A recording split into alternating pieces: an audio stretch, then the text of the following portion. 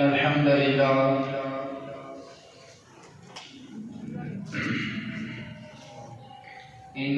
لله نحمده ونستعينه ونستغفره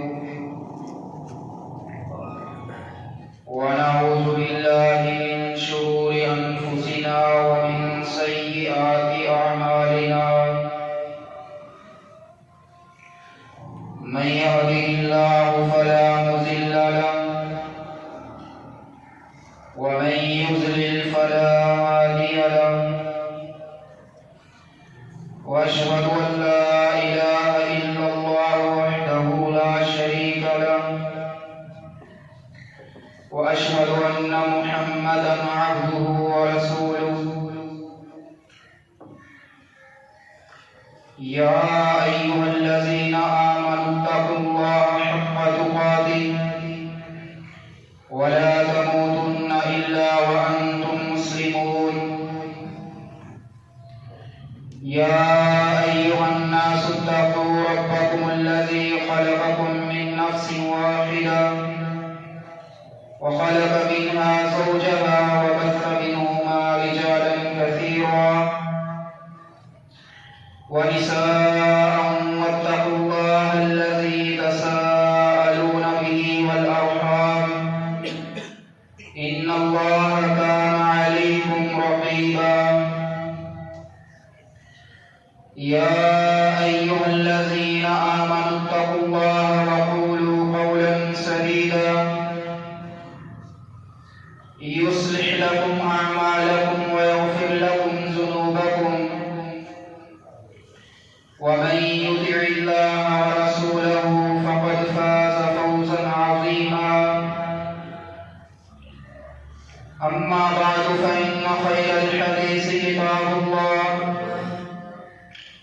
وخير الهدي هدي محمد صلى الله عليه وسلم وشر الأمور محدثاتها وكل محدثة بدعة وكل بدعة ضلالة أما بعد فأعوذ بالله السميع العليم من الشيطان الرجيم من همزه ونفخه ونفسه بسم الله الرحمن الرحيم قد أفلح المؤمنون الذين هم في صلاتهم خاشعون یقیناً کامیاب ہو گئے وہ مومن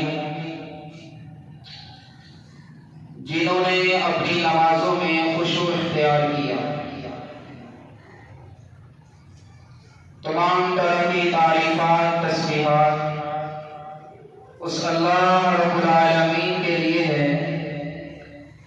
جو اس کائنات کا خالق ہے، مالک ہے، رازق ہے، جو احد ہے، صمد ہے، لم یلد ولم یولد ہے، جس کی ذات میں، جس کی صفات میں، جس کی عبادات میں کوئی ذرا برابر بھی شریک نہیں ہے، جو اپنے بندوں سے بے پناہ محبت کرنے والا لم یزل ولا یزال ہے اور اپنے بندوں کا ہمدرد اور مددگار ہے۔ بے حد و حساب درود و سلام ہو اللہ سبحانہ و تعالی کے ان تمام انبیاء کرام علیہ الصلوۃ والسلام پر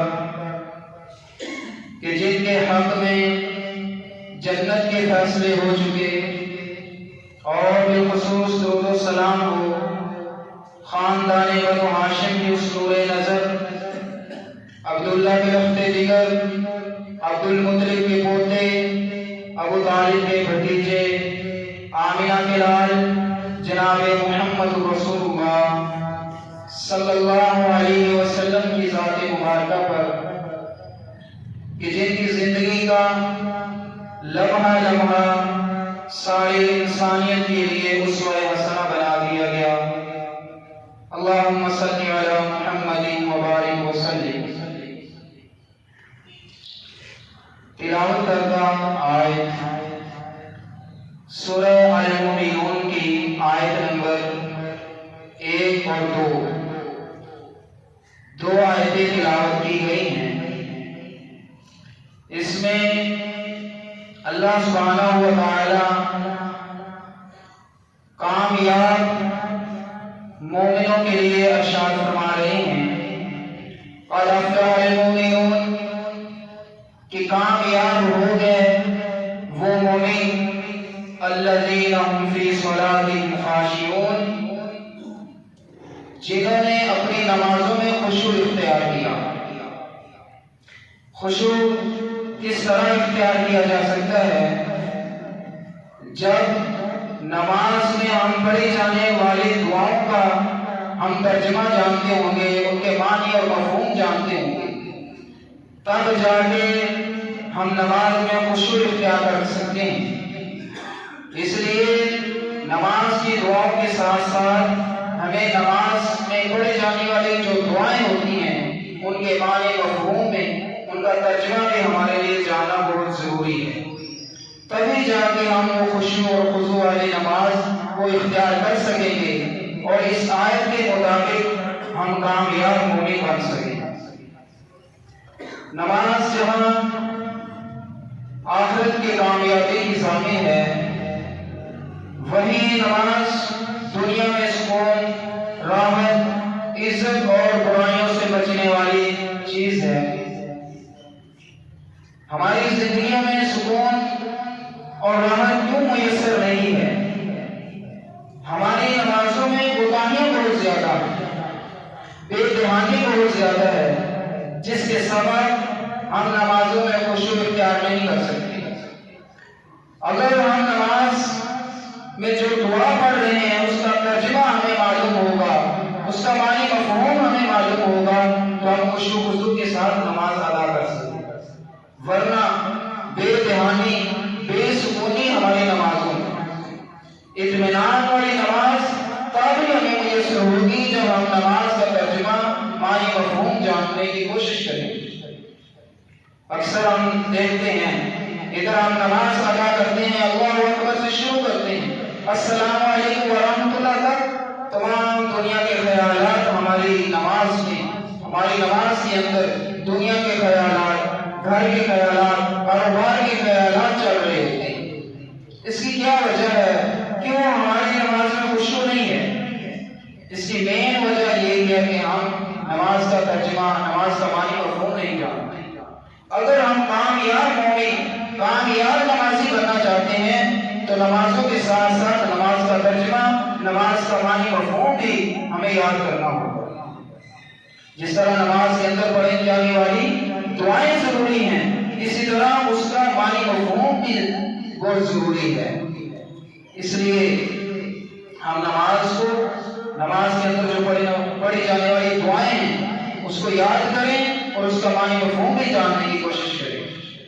اور اس کے بعد سب سے اہم جو مسئلہ ہے، نماز، جس طرح نماز فرض ہے اسی طرح نماز کو اس کے مقررہ وقت پر ادا کرنا بھی فرض ہے۔ اللہ سبحانہ و تعالیٰ کا ارشاد ہے، ان الصلاۃ کانت علی المؤمنین کتابا موقوتا، کہ بے شک نماز جو ہے وہ مومنوں پر اس کے مقررہ وقت پر ادا کرنا فرض ہے۔ لیکن ہماری کوتاہیاں ہیں، ہماری سستی ہے، بے دھیانی ہے کہ ہم نماز کو اس کے مقررہ وقت پر ادا نہیں کرتے۔ اور یہی کہ نماز ہے جو اسلام کا، جو دین کا بنیادی رکن ہے، ایک ستون ہے۔ نماز دین کا بہترین ستون ہے۔ جس طرح ایک ہم عمارت بناتے ہیں، اس کے نیچے ایک سپورٹ کے ذریعے ستون ہم لگاتے ہیں، اس عمارت کی مضبوطی کے لیے پلر کا ہم استعمال کرتے ہیں تاکہ ہماری یہ جو چھت ہے یہ مضبوط ہو۔ لیکن ان میں سے کوئی ایک ستون اگر بیکار ہو جاتا ہے، گر جاتا ہے، تو وہ چھت نکارا اور ناکام ہو جاتی ہے، بیکار ہو جاتی ہے۔ اس کے نیچے جانے سے ہمیں ڈر لگتا ہے کہ اگر ہم اس کے نیچے جائیں، کہیں یہ چھت ہمارے اوپر گر نہ جائے تو ہماری جان نہ چلی جائے، ہم جان سے ہاتھ نہ دھو بیٹھیں۔ تو یہ نماز کا جو ستون ہے، نماز کا جو پلر ہے، ہمارے دین کی جو عمارت کا ایک سپورٹ ہے، اگر یہ کمزور ہو جائے، ان ستونوں میں سے جو بہترین ستون نماز کا ہے یہ ہمارا کمزور ہو جائے، یہ گر جائے، تو ہمارے دین کی عمارت کی جو چھت ہے وہ کمزور ہو جاتی ہے، بیکار اور ناکارہ ہو جاتی ہے۔ ادھر جان کا خطرہ ہے تو ہم چھت کے نیچے جو بل ہے اس کی مرمتی کا کام شروع کرواتے ہیں، لیکن ادھر ایمان کا خطرہ ہے، ایمان کا معاملہ ہے، تو جان کی خاطر ہم اس ستون کی سپورٹ کے لیے اس کی مرمتی کراتے ہیں، تو ادھر ایمان کا سکون ہے، جان کی پرواہ ہے لیکن ایمان کی پرواہ نہیں۔ اس لیے اگر ہماری سستی ہے، اس نماز کا جو اہم ترین رکن ہے اس پر ہماری پابندی نہیں ہے، تو ہمیں فکر کرنی چاہیے۔ جس طرح ہمیں جان کی فکر ہے اسی طرح ہمیں ایمان کی بھی فکر ہونی چاہیے کہ کہیں ہم ایمان سے ہاتھ نہ دھو بیٹھیں۔ تو نماز کا بہترین ستون جو نماز ہے اس کی ہمیں پابندی کرنی چاہیے، اس کا خیال رکھنا چاہیے، اس کو اس کے مقررہ وقت پر ادا کرنی چاہیے۔ آج کل جتنی زیادہ سہولتیں ہیں اتنی زیادہ لاپرواہیاں ہیں۔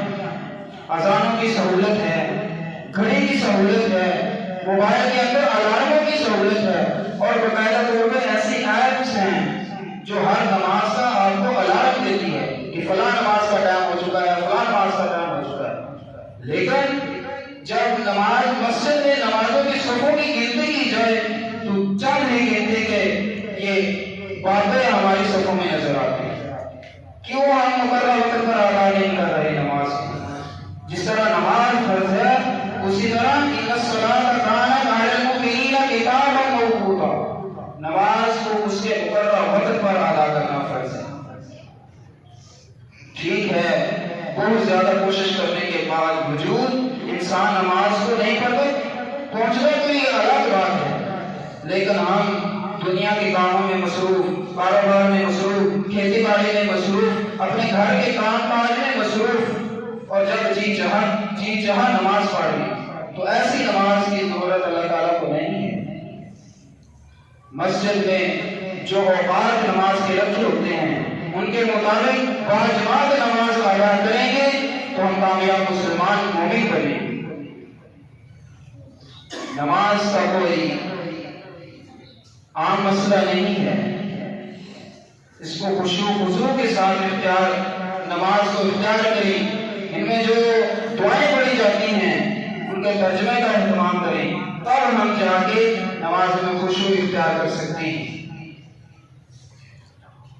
حضرت معاذ بن جبل رضی اللہ تعالیٰ عنہ رسول اللہ صلی اللہ علیہ وسلم نے چند وصیتیں کی، جن میں چند وصیتیں یہ تھی کہ پیارے نبی صلی اللہ علیہ وسلم نے فرمایا کہ اے معاذ، اپنی نماز کو اس کے مقررہ وقت پر ادا کرنا، اور جان بوجھ کر نماز کو نہ چھوڑنا۔ اگر جان بوجھ کر نماز کو چھوڑو گے تو اللہ کا ذمہ، اللہ اپنے ذمے سے بری ہے، تو نماز کا اہتمام اس کے مقررہ وقت پر کریں۔ اور پیارے نبی صلی اللہ علیہ وسلم نے فرمایا خمس صلوات افترضہن اللہ عز وجل، اللہ تعالیٰ نے 5 نمازیں فرض کی ہیں۔ من احسن وضوءہن وصلیہن بوقتہن وَأَتَمَّ رُكُوعَهُنَّ وَخُشُوعَهُنَّ كَانَ لَهُ عَهْدًا أَن يَغْفِرَ لَهُ، جو احسن طریقے کے ساتھ، اچھے طریقے کے ساتھ وضو کرتا ہے اور اس کے مقررہ وقت پر نماز کو ادا کرتا ہے، اس کا رکوع پورا کرتا ہے، خشوع کے ساتھ اختیار کرتا ہے، تو اللہ سبحانہ و تعالیٰ کا وعدہ ہے کہ اللہ تعالیٰ ایسے بندے کو بخش دے گا، معاف کر دے گا۔ اس کی بہت زیادہ فضیلت ہے جو نماز کو اس کے مقررہ وقت پر کوئی ادا کرتا ہے۔ ایک نمازی نماز کے اس مقررہ وقت پر نماز کو ادا کرتا ہے، ایک بعد میں آنے والا نماز اپنی نماز ادا کرتا ہے، تو اس کے ثواب میں زمین آسمان کا فرق ہے۔ اس لیے نماز کو اس کے مقررہ وقت پر ادا کرنا بہت ضروری ہے۔ اور اس کے ساتھ ساتھ جو طریقہ ہے نماز کا اس کے مطابق ہمیں اپنی نمازیں کرنی چاہیے۔ کہیں ایسا نہ ہو کہ ایک دفعہ نبی صلی اللہ علیہ وسلم کے سامنے ایک نمازی نماز پڑھتا ہے، نماز ادا کرتا ہے، تو آپ صلی اللہ علیہ وسلم نے دیکھ کر اسے فرمایا ارجع فصلی فإنک لم تصلی، آپ نے نماز نہیں پڑھی، دوبارہ نماز پڑھو۔ دوسری بار دہرائی جاتی ہے، تیسری مرتبہ پڑھی جاتی ہے۔ وجہ کیا تھی؟ نہ اس کے نماز میں اس کے قیام پورا تھا، نہ رکوع پورا صحیح طرح سے کر رہا تھا، نہ سجدہ پورا کر رہا تھا۔ تو آپ صلی اللہ علیہ وسلم نے فرمایا آپ نے نماز نہیں پڑھی، حالانکہ وہ نماز پڑھ چکا تھا۔ مطلب کیا ہوا کہ اس طریقے کے مطابق نہیں پڑھ رہا تھا جو طریقہ نبی صلی اللہ علیہ وسلم نے فرمایا تھا۔ اور اسی طرح حضرت حذیفہ رضی اللہ تعالیٰ عنہ کے حوالے سے ایک حدیث ہے کہ ایک نمازی آتا ہے، نماز پڑھتا ہے، تیزی کے ساتھ نماز پڑھتا ہے۔ حضرت حذیفہ سے پوچھتے ہیں رضی اللہ تعالیٰ عنہ کہ آپ کو کتنے سال ہو چکے ہیں نماز پڑھتے؟ فرماتا ہے میں 40 سال سے نماز پڑھ رہا ہوں۔ تو حضرت حذیفہ رضی اللہ تعالیٰ عنہ فرماتے ہیں کہ اس طریقے کے مطابق اگر تو فوت ہو جاتا تو شریعت محمدیہ پر نہ فوت ہو جاتا۔ اس لیے جو ہم نماز پڑھتے ہیں صحیح طریقے کے ساتھ، خشوع خضوع کے ساتھ ہم اپنی نمازیں ادا کریں۔ حضرت عائشہ رضی اللہ تعالیٰ عنہا فرماتی ہیں پیارے نبی صلی اللہ علیہ وسلم نے فرمایا من عمل عملا لیس علیہ امرنا فہو رد، جس شخص نے کوئی ایسا عمل کیا جو ہمارے طریقے کے مطابق نہ ہوگا فہو رد، تو اس کا عمل مردود ہے، اس کا عمل رد کر دیا جائے گا جو نبی صلی اللہ علیہ وسلم کے طریقے کے مطابق نہ ہوا۔ تو آج ہم عمل کی زندگی گزار رہے ہیں، عمل کا وقت ہے، حساب کا وقت نہیں ہے، اور جب حساب کا وقت ہوگا تو تب عمل کا وقت نہیں ہوگا۔ اس لیے جو بھی ہم عمل کر رہے ہیں، نماز کا ہو یا باقی زندگی کی ضروریات کے مطابق جو ہم عمل کر رہے ہیں، نیکی سمجھ کر رہے ہیں، اس کے پیچھے سب سے پہلے ہمیں یہ معلوم ہونا چاہیے کہ نبی صلی اللہ علیہ وسلم نے اس سنت سے یہ طریقہ ثابت ہے بھی یا نہیں۔ اس لیے جو بھی ہم عمل کریں وہ پیارے نبی صلی اللہ علیہ وسلم کے طریقے کے مطابق، آپ صلی اللہ علیہ وسلم کے بتائے ہوئے طریقے کے مطابق عمل کریں، ورنہ قیامت کے دن ایسا ہی ہوگا کہ اعمال تو روز ہوں گے، پہاڑوں کے برابر نیکیاں ہوں گی، لیکن اللہ سبحانہ و تعالیٰ اس کو روئی کے پھنگوں کی طرح ہوا میں اڑا دیں گے، ریت کے ذرات کی طرح ہماری نیکیاں ہوا میں پھرتی ہوں گی، ضائع ہو جائیں گی۔ معلوم ہوا کل قیامت کے دن نیکیوں کے ساتھ ساتھ جو اصل چیز ہمارے کام آئے گی وہ پیارے نبی صلی اللہ علیہ وسلم کی سنت، آپ صلی اللہ علیہ وسلم کا طریقہ کام آئے گا۔ اور یہ نماز کا معاملہ اہم معاملہ نہیں ہے، یہی نماز ہے جو ایک مسلمان اور کافر کے درمیان فرق کرتی ہے۔ آپ صلی اللہ علیہ وسلم نے فرمایا بین الکفر والایمان ترک الصلاۃ، کفر اور ایمان کے درمیان جو چیز فرق کرتی ہے وہ نماز ہے۔ سکول کے سلیبسوں میں بھی یہ حدیث موجود ہے، بچپن سے ہم یہ سنتے آ رہے ہیں کہ کافر اور مسلمان کے درمیان جو چیز فرق کرتی ہے وہ نماز ہے۔ جو نماز کا انکاری ہے، جو سرے سے نماز پڑھتا ہی نہیں ہے، اس کو کیا حق ہے کہ وہ مسلمان کہنا؟ یہ معمولی سا عمل نہیں ہے، لیکن ہم بے فکری سے اسے چھوڑے پھر رہے ہیں۔ اس لیے نماز کی پابندی بہت ضروری ہے۔ نماز یہ ایسا عمل ہے جو مسلمان اور کافر کے درمیان فرق کرتی ہے، لیکن ہم مسلمان ہونے کے باوجود کئی سالوں سے ہم نے سجدہ کر کے ہی نہیں دیکھا، مسجد میں آ کر ہی نہیں دیکھا، اور ہم میں سے کئی ایسے مسلمان بھی ہیں، اپنے آپ کو ہم مسلمان کہتے ہیں، جو صرف اور صرف ایک ہفتے میں جمعہ ہی ادا کرتے ہیں، اور کوئی وقت ایسے بھی مسلمان ہیں جو سال بعد عید والے دن سجدہ کرتے ہیں، عید کی نماز پڑھ لیتے ہیں، اور سال نہ نماز نہ جمعہ کوئی نماز ادا نہیں کرتا، کہلانے کو ہم مسلمان ہیں۔ تو اس حدیث کی روشنی میں جو سرے سے نماز کا انکاری ہے، جو سرے سے نماز پڑھتا ہی نہیں ہے، اس کو مسلمان کہلانے کا کوئی حق ہی نہیں۔ یہ نماز والا معاملہ معمولی معاملہ نہیں ہے۔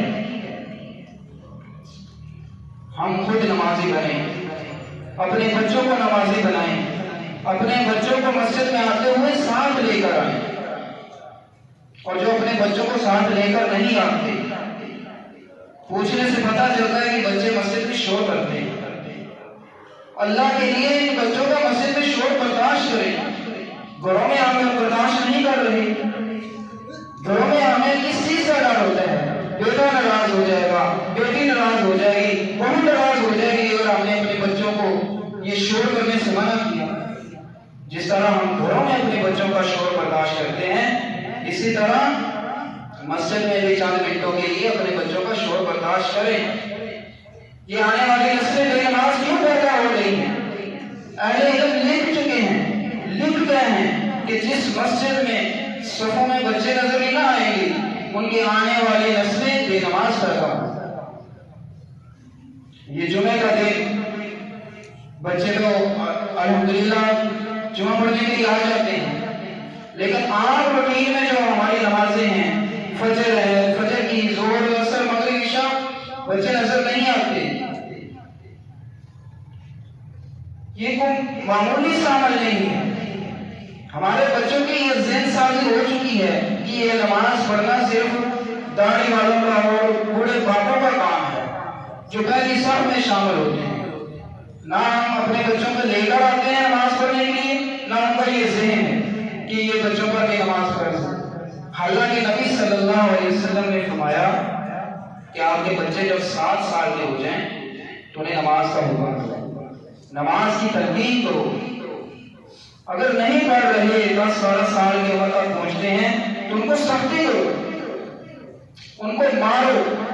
حالانکہ آپ صلی اللہ علیہ وسلم بچوں کے ساتھ بہت پیار کرنے والے تھے، لیکن نماز کا معاملہ ایسا ہے کہ آپ صلی اللہ علیہ وسلم فرما رہے ہیں کہ اپنے بچوں پر سختی کرو۔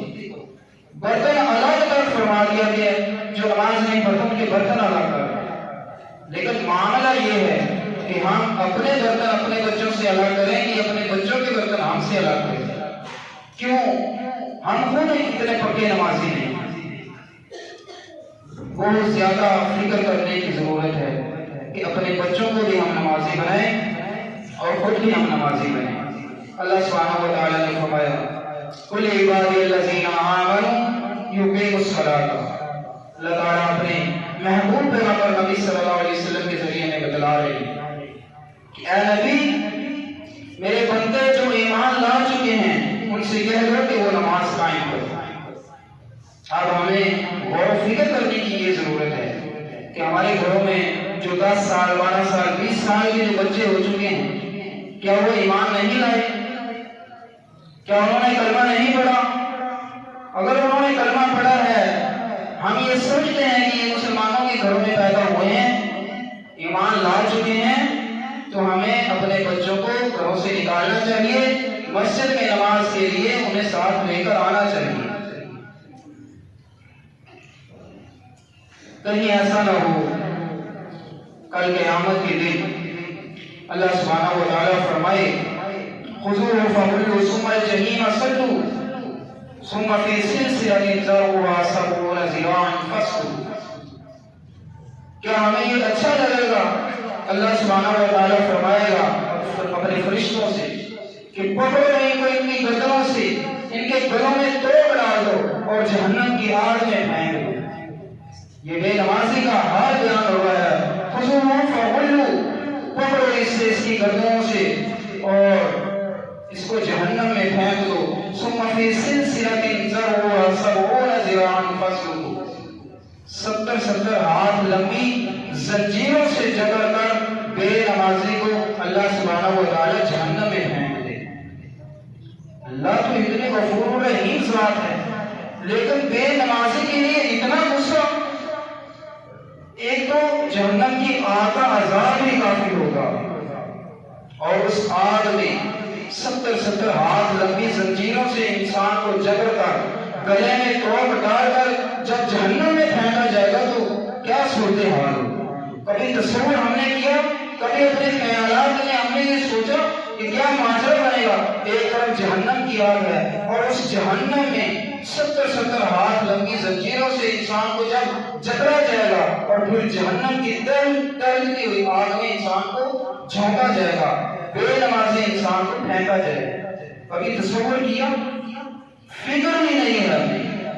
وجہ کیا ہے کہ ہم قرآن مجید کو ناظرے کی صورت میں تو پڑھ لیتے ہیں، لیکن اس انگلی کے نیچے جو ارشادات ہیں، جو احکام ہیں، اس سے ہم باخبر بے خبر ہیں۔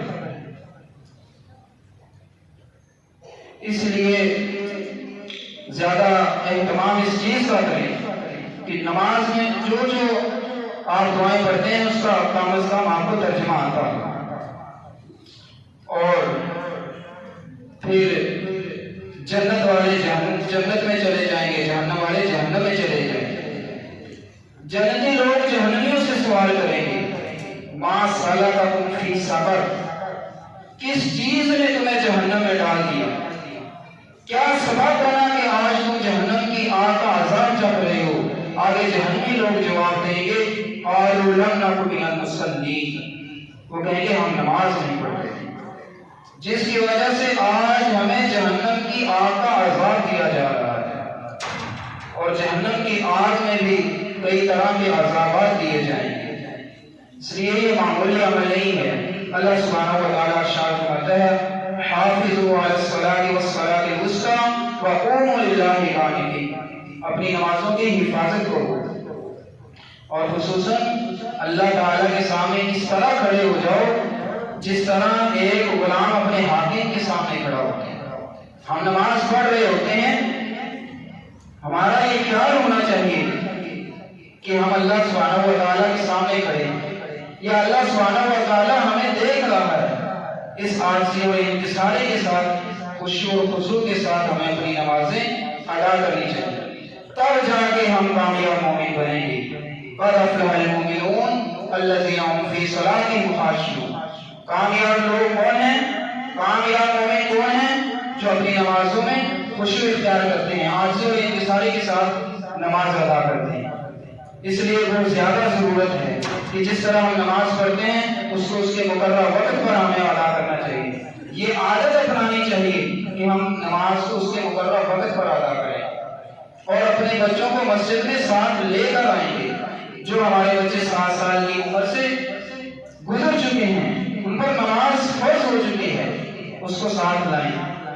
اگر وہ شور کرتے ہیں تو پیار کے ساتھ، شفقت کے ساتھ ان کو سمجھایا جائے کہ بیٹا یہ مسجد اللہ تعالیٰ کا گھر ہے، اس میں ہم اللہ تعالیٰ کی عبادت کرنے کے لیے آتے ہیں، اپنے گناہوں کی معافی مانگنے کے لیے آتے ہیں، بجائے اس کے کہ ہم اپنے بچوں کو ماریں، ان سے غصہ کریں، ان کو مسجد میں لے کر آئیں۔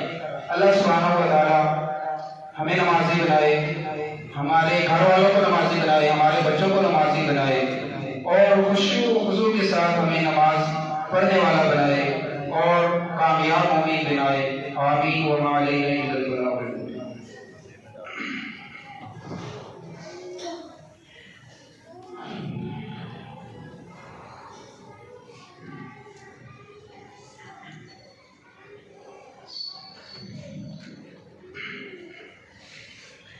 الحمد للہ رب العالمین والعاقبۃ للمتقین والصلاۃ والسلام علی اشرف الانبیاء والمرسلین۔ اللهم صل على محمد وعلى آل محمد كما صليت على إبراهيم وعلى آل إبراهيم إنك حميد مجيد۔ اللهم بارك على محمد وعلى آل محمد كما باركت على إبراهيم وعلى آل إبراهيم إنك حميد مجيد۔ ربنا آتنا في الدنيا حسنة وفي الآخرة حسنة وقنا عذاب النار۔ ربنا ظلمنا أنفسنا وإن لم تغفر لنا وترحمنا لنكونن من الخاسرين۔ ربنا لا تزغ قلوبنا بعد إذ هديتنا وهب لنا من لدنك رحمة إنك أنت الوهاب۔ اللهم اغفر لنا قبل الموت وارحمنا اللهم اغفر لنا قبل الموت ولا تعذبنا بعد الموت ولا تحاسبنا يوم القيامة إنك على كل شيء قدير. اللهم حاسبنا حسابا يسيرا. اللهم اهدنا لأحسن الأخلاق لا يهدي لأحسنها إلا أنت. سبحان ربك رب العزة عما يصفون وسلام على المرسلين والحمد لله رب العالمين.